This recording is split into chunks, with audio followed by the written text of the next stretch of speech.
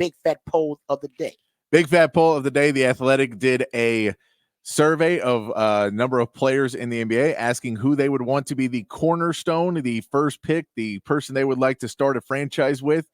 And Wembanyama won it barely over Jokic. So the question is, who would you, if you could pick any NBA player currently to start a franchise with, who would you start your franchise with? Whether it be Wemby or Jokic or Tatum or Luka or SGA or Anthony Edwards or any of those or somebody else. If you've got somebody else that you think is that we're disrespecting. Yeah, I will say this. To me, it comes down to it's probably gonna be Wemby, Luka, and then maybe Anthony Edwards after that. That might be it for me. Wemby, Luka, and Anthony. So you're saying 29 too old. 29 is too old to start the franchise. No, not really. It depends on how that 29 is aging. But I'm going Wemby. I'm going Wemby, then I'm going Luka. I mean, I'm going Wemby because I'm a homer. But I know you're going Wemby because you're a homer. I'm going Wemby because there's never been anything like him in the NBA. That's true. No, and if we build it right, yes. No, and believe me, no, this is conversations I have with friends who are, other basketball guys and other old heads, and you just want to sit and talk. You just talk about what the Spurs have to do this offseason, and it's every time you're just like, oh, I don't know, and it's hours of entertainment just sitting around trying to figure out what they can do to build around this guy.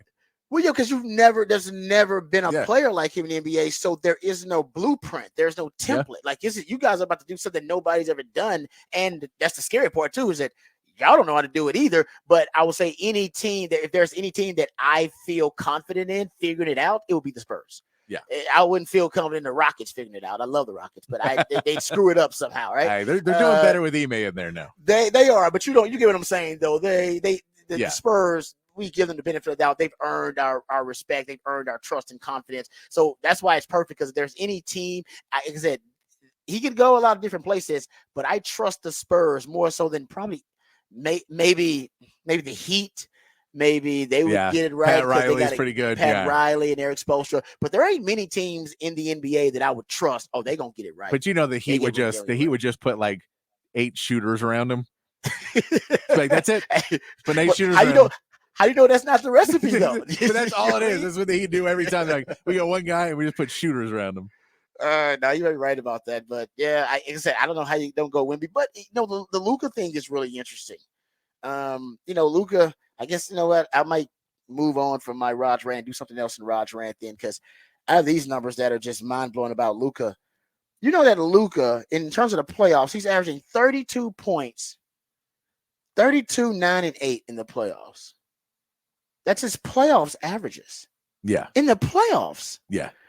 If you look at points per game, he's second most all time in points per game in playoff history. It's crazy here. Let me make sure I pull the stat up because it's okay. Yeah, because I got it from First Things First. Screenshot it. Michael Jordan. If you look at most points per game in playoff history, there's Michael Jordan, 33.4, and Luka at 32.2. Then there's AI at 29.7. Then there's KD at 29.3, Jerry West at 29.1, and then LeBron James at 28.4. Those are your top 6 scorers in NBA playoff history in terms of points per game.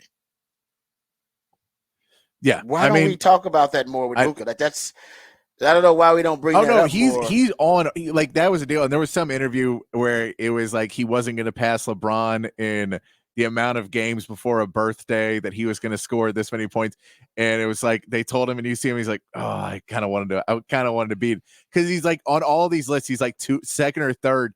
And it has to kill him because he's so good. And it's behind legends. And he's just a little bit behind. I will throw out there, Jalen Brunson's trying to raise his average. The last 4 games for Jalen Brunson in points, 39, 47, 40, and 41. 41. Yeah, he woke up. And he had horrible – I want to say he was shooting like under 30% for the first 2 games. And had some of the worst. And he just – I don't know what – we got to go look. I don't know what happened, but, yeah, he woke up. And, man, he's a beast. Yeah, 41 in that closeout game against the 76ers. Yeah, he's playing like a grown man. So you're right. His playoff, he may have some freaky playoff averages too, but Luka's been at it for a little while. Yeah. I didn't realize that he was in that kind of rarefied air until I saw that graphic.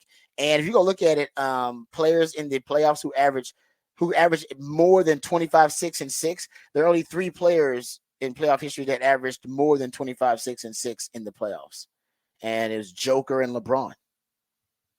Like he's got some freaky statistical numbers, man, historically. So this is a big year for Luka. It's a big year. It is Luka because you got to like But that's it. You got to win tonight, and then okay, now your next battle comes up. But if you don't win tonight, then it starts to fall into why is this going to a game 7? Can you close it out? Can you play? So you just got to close it out tonight, and then you can start to write that next piece. But yeah, it's huge for him to advance, handle, decidedly in a game 6, not push it to a game 7, a really good series, a really good Clippers team, and then try and get a little bit of rest before you have to go out and play the Thunder. Yeah.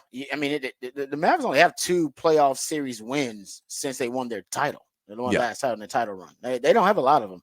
So this is a big one for Luka, especially with all the advantages, no Kawhi, and playing at home for this game 6. All right, we'll get back.